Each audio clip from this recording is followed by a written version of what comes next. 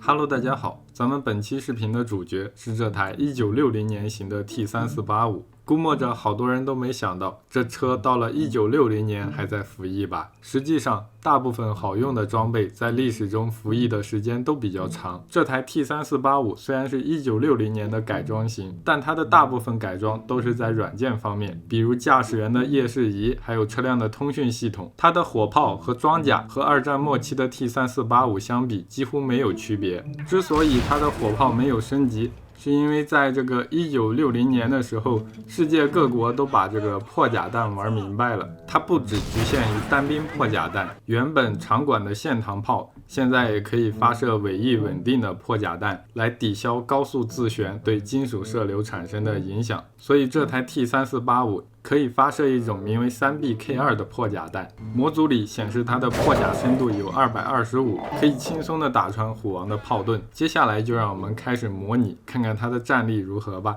好嘞，在这战斗已经开始。因为这游戏的 AI 很憨，所以本期我是打算手动的操作一下 T34这边。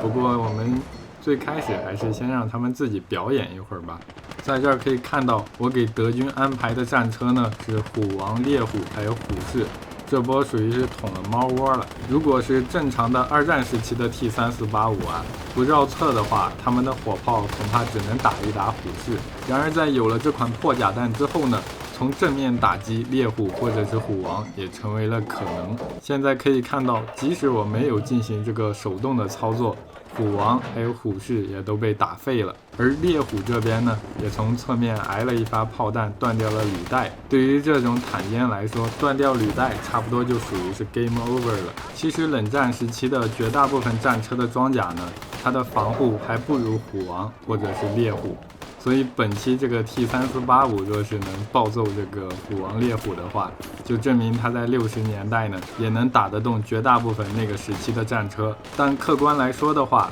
这台战车在软件方面的升级呢也不是特别的高端，设计师们很清楚这台车的硬件方面已经到达了极限，所以它改进后的这个角色呢也只是用来给二线部队作为一个防御的应急力量使用。